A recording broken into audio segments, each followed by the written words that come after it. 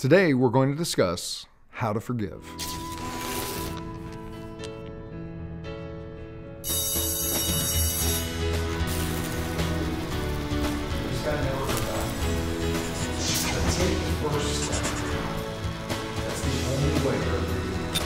I think before we talk about how to forgive, we should probably talk about why forgiveness is important. I know when I was younger, my belief was that, well, I was told, I needed to forgive and forget. And that never made sense to me because, when I felt wronged, when I was angry, when I had a resentment, why was I supposed to be forgiving and forgetting? Because then they would be able to do it to me again.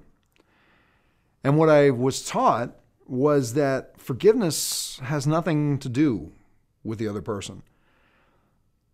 If you take a look at your life and think about how much time, energy, mental, emotional, spiritual, physical, financial, do you spend focused on resentment? I think you'd be amazed at how much time is wasted just thinking about the anger that you have towards somebody else. Forgiveness is about freeing yourself. And again, this was a concept that I was introduced to when I first started my journey of personal development and self-awareness. And at that point in my life, I had really no desire to forgive. That wasn't what I was about. At that point, I was trying to figure out how to stay alive. For those of you who are familiar with my story, you know that when I was introduced to the ideas of changing my life, I had some huge leverage for myself. I believed fully that if I didn't change, either I was going to die or I was going to kill somebody else when I was under the influence, and then I would live in jail for the rest of my life with that responsibility. So I had a lot of leverage to do what people told me. So when I was in rehab and I was told that I needed to begin forgiving the people that I was angry at, I didn't really question why. I questioned how.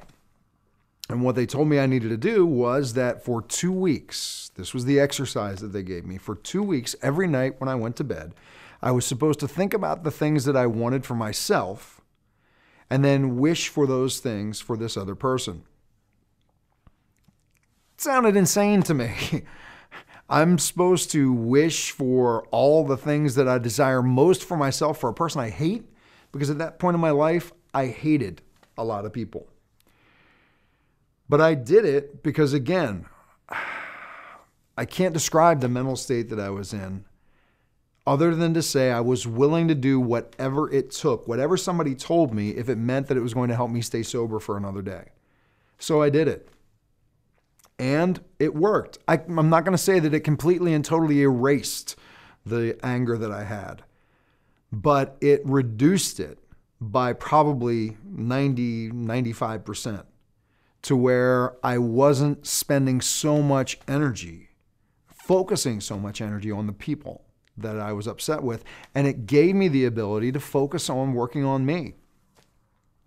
Forgiveness is about taking care of our side of the street. Forgiveness is about being able to move forward, about being able to grow. Because what I also learned as I progressed in my own spiritual journey, my self-awareness journey, was that everything, my belief is, everything happens for a reason, and it's there to give us opportunities for growth. It's there to give us lessons. It's there to give us experiences that we would not have had without that experience happening. As an example, my father left my mother standing at the altar. He didn't show up for the wedding.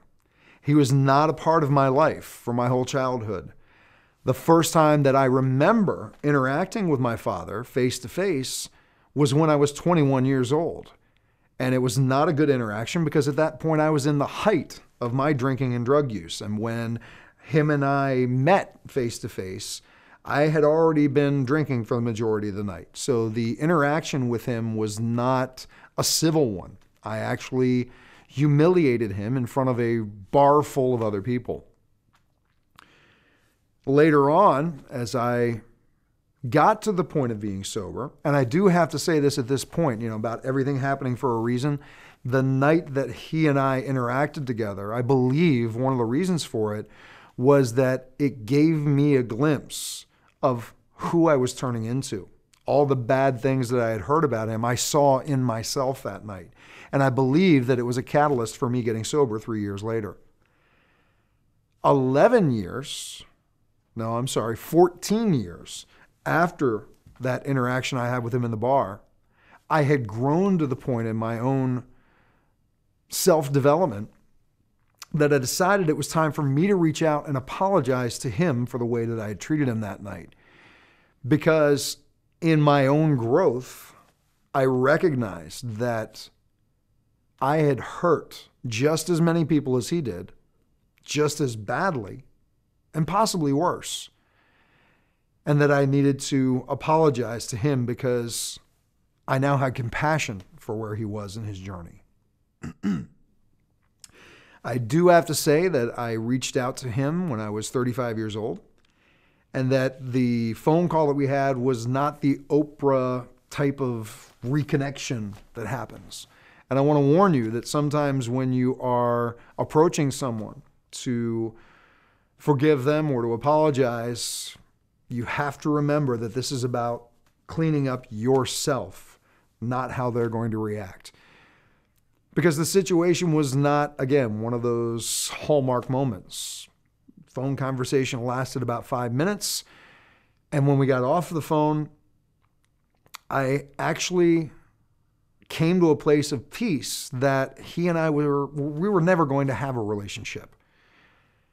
And as I sat back and reviewed the conversation and reviewed his role in my life, I looked at it from a I looked at it from a totally different perspective. By this point, I had been studying more spiritual approaches to life. And I looked at it from the role of how did he positively impact me? Even though for years I had anger towards him for the fact that he was not a father for me and I had to grow up without a father and I had to go through all these things, I looked at it and realized that by his not being a part of my life, it helped me to become the person I was very proud to be. By his not being there for me as a child, it made me totally committed to being there in my daughter's life, even when I knew that her mother and I were not going to be together. And it made it so much easier to release the anger and forgive the things that I used to hold against him. So very quickly, 2 exercises on how to forgive. The first one is, again, it may not make any sense, and if you do it, you're going to experience a shift in the emotion you feel towards the person.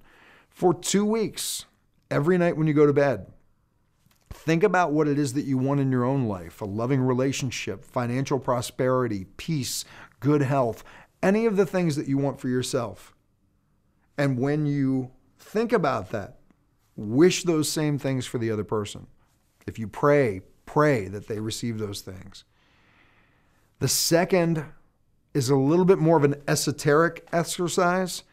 And the idea is to look back at your life, at any of the experiences that you had. And I know that sometimes these are very traumatic experiences. Detach yourself, look at it, and ask yourself what positive opportunity was created because of that experience. And rather than holding on to the anger for what you felt was done to you, thank the person for the opportunity that opened up. Again, I know that's not easy for a lot of people. We actually have an article about that on the website that will give you more details. Maybe you can share some things with me that you use for forgiveness. I look forward to hearing your results. I look forward to connecting again soon. Take care. For a transcription of the video you just watched, more videos, and related articles, visit yourdailylifecoach.com. To comment on this video, select Discussion Forums on any page of our website.